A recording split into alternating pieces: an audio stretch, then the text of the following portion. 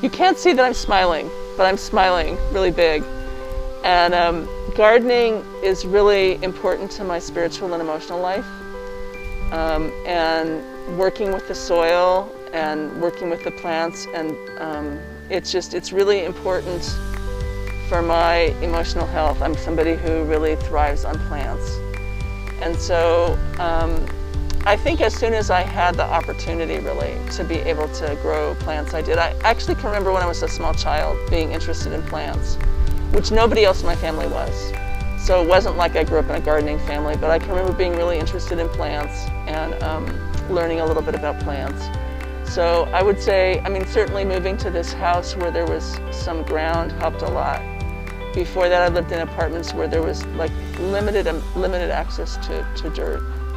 I go to events usually every year where people exchange plants. I go to events where I bring extra herb plants that I put in pots, and I trade them with people who make other kinds of herbal products. So I do like a lot of plants leave here and go to other gardeners. A lot of plants come to me from other gardeners because gardeners often have like plants to share. Actually, some of the herbs I grow, I share with other people too. So I would say that, yeah, probably more than produce. Although actually lemons, I give away a lot of lemons every year. So I guess just the way that my gardening impacts other people is mostly through sharing either cuttings of plants or plants themselves, or sometimes fruit or vegetables. Yeah, I don't actually have family that are people. I have cats that are family, and they are definitely part of my garden. And I grow lots of catnip. I actually have some cat mint. We didn't really look at it, it's right behind you. But I have some cat mint that I just bought and planted, and they're definitely part of my gardening life. I think I'm gonna say, just because I think it's different, I'm gonna say my favorite vegetable to grow is sprouts, because it's what I grow the most of. And a lot of them I eat raw. I don't cook them. But a lot of them actually, a lot of the sprouts I grow, I blend in smoothies. Not all of them. Some of them I eat just like in salad or something like that. Sometimes I even cook them. But that's probably my favorite vegetable to grow, because it's actually a whole bunch of vegetables, but they're super, super nutritious. They're easy to grow, and I can make a huge amount of food really easily. White sage is a plant that a lot of people have a lot of spiritual connection with and like to burn as being meaningful or ceremonial. And I actually, for a long time, I grew other sages like Cleveland sage and other kinds of sage, which also smell fantastic and are nice to burn. But eventually I decided to grow white sage, and I really value it. And I've learned, in recent years, I've learned about its history as a medicinal plant for Native Americans. It was really revered, and some Native people like ate some white sage every day, even if it would be like one leaf in your water or something, or whether it would be hot tea. I've drunk a lot of white sage tea now at this point in my life, and I also do burn it, and I have friends who I give it to. It's kind of nice to have something that people value, and I can give them some dried white sage. Oh my God. So during COVID-19, it's been really hard for me being isolated, and I've really missed contact with people, and so I have gardened a lot more. I also, even though there's no real food scarcity going on, I just felt like, there's so much uncertainty about food and about access to things and about supply chains and about shopping and everything. So I started to grow sprouts right away. I got really serious about growing sprouts. I started okay, every Friday I'm starting more sprouts. So I got more serious about growing sprouts. And I also, I think I was trying to grow more vegetables anyway, but I got a little more serious about spending time gardening. It's really been a lifesaver for me to have the plants to be in contact with. They don't worry about masks, they don't worry about germs, they don't worry about who's breathed where or touched what. And so it's really great just to be with them. So I've definitely spent more time gardening since COVID. Well, I think I've made all kinds of mistakes, and sometimes things die, or they don't work, or they don't thrive, or they don't make fruit. If I had like any choice I could have, like I'm really feeling concerned right now about how much my soil is like this hard. So I would love it if I could go back and somehow just like dig everything up and add a whole bunch of like soil amendments and things that would break up the soil and compost. Like if I could have done that like 20 years ago, I think it would make a lot of difference. But the other thing is, you know, it's taken me a long time just to develop the garden. There's still some areas that are less developed where there's just kind of like something growing because it's convenient or because it grew there. And so it's taken me time just to figure out what I want in different places. I would totally recommend LMV to other people. I love LMV. I think we're just like a really wonderful, I love the way that LMV works to have us be engaged with each other and include everyone. I love that we translate things into Spanish. And I feel like it's a really wonderful way to engage with other people. Hi, welcome to my garden. My name is Moria Merriweather, and I've been with La Mesa Verde for, I think, 3 years, but I'm not sure. And I'm an urban gardener. So I have a lot of herbs that I grow. This is rosemary, and that's rosemary. Oops, I have to watch when you're filming. Okay. This is rosemary over here too. And then these little flowers here are feverfew. It's a medicinal herb. A lot of the plants in my yard are medicinal herbs. Next to it is catnip, which is also a medicinal herb, and it's used by people as well as cats. It's really good for us.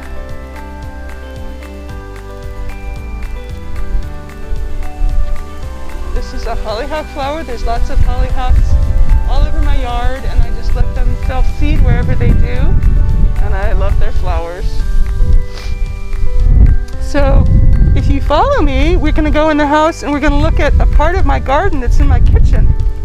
So in my kitchen, next to the sink, I have a rack, and on the rack there's sprouts growing, and this is where they grow. They just grow right here. And they're different ages and they're different kinds of seeds, but you can see there's actually there's a little more sprouts growing right now than usual. I wanted to make sure I had some things growing to show you. So the ones here on the bottom, this is mung beans, and they're only about 1 or 2 days old. And then there's some azuki beans next to it. I'm going to try and wait until you can get there. Okay, and then on the next shelf, see, there's clover. Let's see, this one over here, this one's almost ready. Next to it, some clover that's much younger. This is like just kind of just starting compared to the other one. They're just I mean, they're sprouted, but they don't have leaves yet, really. And then up here, let's see, these are probably kale. They might be broccoli. I get kale and broccoli mixed up a lot.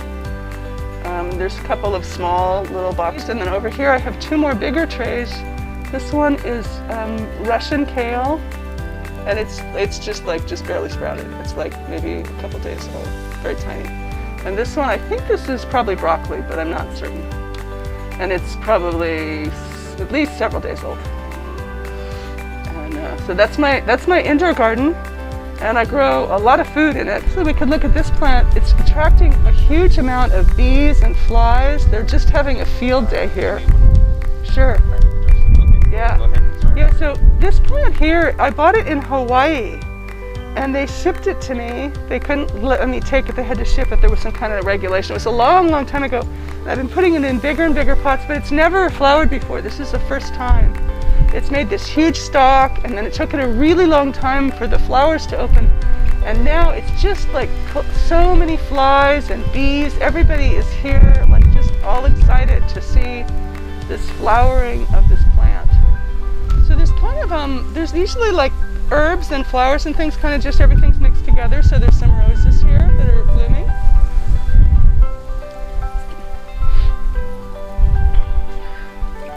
And then next to it is a lemon verbena plant, and I use it to make tea. It's not a very strong flavor, but it smells wonderful. It's a really great plant to grow for the smell. If you dry the leaves, it really retains the smell for a really long time. Here's some more flowers. There's some white sage, right there. That's a really small white sage. There's more. That's a one I just put in recently. And then there's some different flowers here, including lots more hollyhocks. There's purple hollyhocks and white hollyhocks.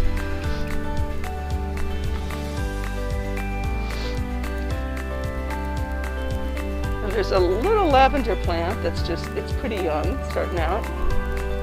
And next to it there's a basil plant. Like I said, everything's just kind of mixed together here. We're going through a zone here where there's a lot of flowers. There's Shasta daisies that are looking really spectacular right now. And then right across on the other side, there's all these sunflowers. Maybe you have to be on the other side of them to look back and see them. Those sunflowers actually grew, they grew from soil where I had been sprouting sunflower seeds. I didn't plant them there, but I just reused the soil. And some of the seeds that hadn't grown yet sprouted up, and so they look really beautiful, so I let them do that. And then this one's kind of an experiment. These are Swiss chard, and I haven't really grown them as microgreens like this before, but I thought I'd try it. I have a lot of seed. I think I bought a pound of seed or a half a pound of seed or something. So I just tried it out, and they've been here for I think a few weeks. They're pretty old. I think they're going to be really delicious, but it's going to be a little bit hard to cut them because they're not growing straight up. So anyway, that's what I have out here right now.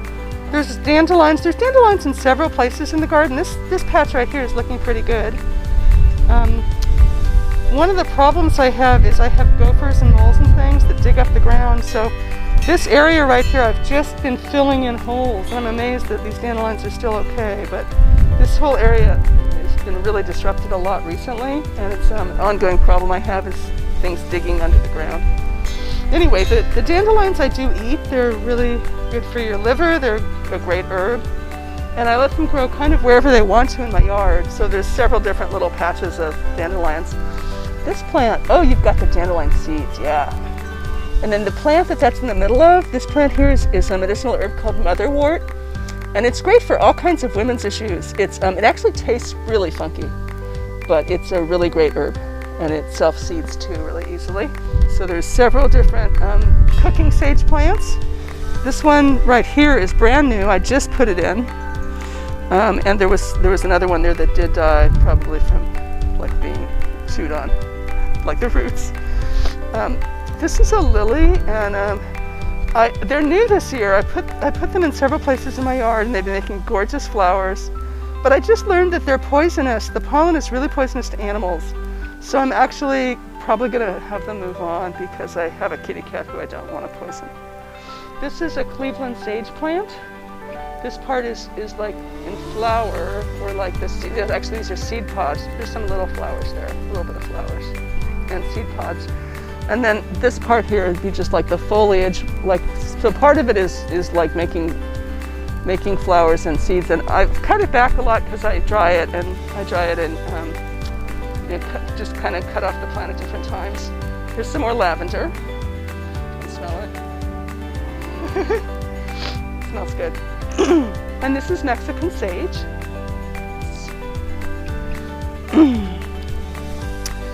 There's a whole area here that's lemon balm, and it kind of goes in shifts. Like this part is growing in. I like harvested, I cut it down to a couple inches above the ground. So like a few weeks ago, it would have just looked like a whole bunch of stems that were cut off. But now it's growing back in. There's a lot of stuff back here. So this is all borage, and it just self-seeds. I don't plant it. It just self-seeds. This is probably like, I don't know, 50 plants right there or something, and it just self-seeds all the time in different areas. This is a grapevine, and it grew on its own as a volunteer in the middle of the walkway about a year ago or 2 years ago. And finally I decided I had to move it. So I moved it this winter, and it seems to be doing okay. I've just built this little structure for it. I had someone help me, and we tied it up. So it's just recovering from being tied up and changed. And then here's where there's more white sage. This is where the bigger white sage is. And I also cut pieces of it and dry it and use it dried. Let's see. This artichoke plant is new. This is its first year, so I think it's doing really well that it's already making some artichokes. There's one that I cut in There's some little baby ones. They're so super cute. On this side, there's some green beans, and they're actually starting to twine around this pole now. And my cucumber plant that I got from the Mesa Verde, it actually has 2 cucumbers. There's one other one on this side.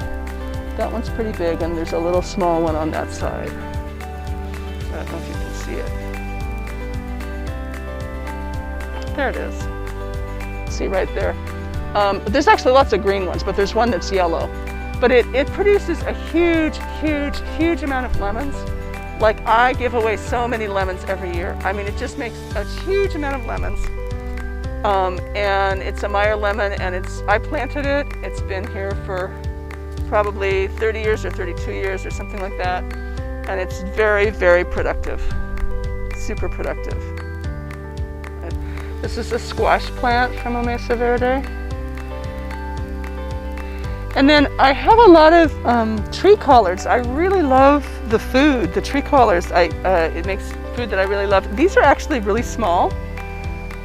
These are all ones I've planted just recently. And then there's some more back here that I just planted like a couple days ago. I think there's 6 of them back there. And then there's a bigger tomato plant in front of that I bought at the nursery. It was a regular price, like $4, but it was I think they just had some that left that had gotten big, so I bought that. And on this side there's some other vegetables I've gotten from the Mesa Verde.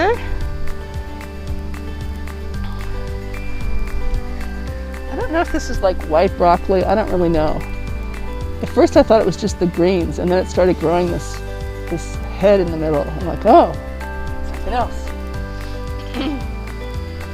This is some more beets.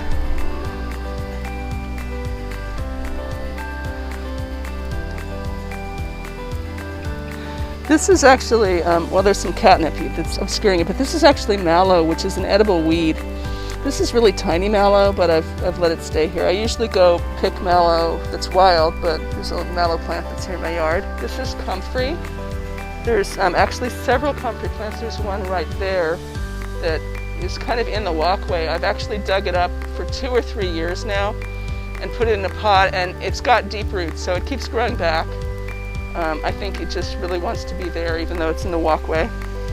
This is the plant that it came from. This plant has been here longer than I've lived here, and I've lived here for over 30 years, and it was here when I came. So it's a very long-lived plant. This area in general here is mostly Chinese mugwort. So Chinese mugwort's actually a pretty important plant in Chinese medicine. It's what moxa is made from. And it also has lots of other uses that are both medicinal and kind of magical uses. And then next to it, there's an area of peppermint. So the peppermint, I'm really excited to have so much peppermint this year. It's the first time I've really had as much mint as I want to eat. I can use peppermint whenever I want to. And it started out right where you're filming it now, and then it's crossed across the walkway. And now it's over on this side too. There's a whole big area of peppermint. These are all valerian, and there's still a few flowers left. We're kind of past the time when it would be flowering a lot, but there's still some flowers. And I've actually been digging up valerian and giving it away, because this is a pretty big area that it's taken over, and I don't really want this much of my yard to be valerian, so I've been giving away a lot of valerian. I have 4 fig trees that are in pots, or 4 that are in big pots like this. And I don't know if you can see them, but there's like tons of figs on this year. I'm so excited about it. Last year it made like maybe a dozen figs, and this year like there's figs all over it. There's like probably, I don't know, like a few dozen on this. It's like a small tree because it's in a pot. But I'm really excited because it's so many more than last year, and I'm thinking that if I do a good job, it'll just keep making more every year. I've been giving it lots of compost, which is good. So this is one of my aloe plants. I have a whole bunch of aloe that totally needs to be repotted. We'll get to it in just a minute. This is just one pot. I want to show you inside my shed. It's so exciting. So I grow lots of herbs, and what people do sometimes when they grow herbs is they cut and dry them. So I want to show you where I dry my herbs. So there you go. So it's messy because it's a shed and it has all kinds of stuff in it, but there's just a cord hanging across from one side to the other, and I hang my herbs there to dry. Okay, so I have worm compost, And it's super exciting. I love, even though I've been doing it so long, I just love my compost. I get so excited about it. But I want to show you the inside. So I've been putting, oh wow, all the worms, it seems like on these hot days, the worms all come to the top. Yeah, so I've been putting cardboard on the top. I just kind of like it. The worms enjoy cardboard. There tend to be a lot of worms around the cardboard. And then under here, there's kind of stuff in different stages. Like you can see, this melon was just added, right? It still looks like a melon. But on this side, there's stuff that looks more like soil. This is what it looks like when it's being worked and it's doing well. It looks like this kind of fine stuff. Anyway, eventually it'll all get, it'll move down, and then eventually it will get processed so much that I will harvest the worm compost out of it. And then I'll put the worms back and they'll keep doing their work. Hey little guys, put this back on top. I just love working with the worms. I love seeing them. It's super exciting for me.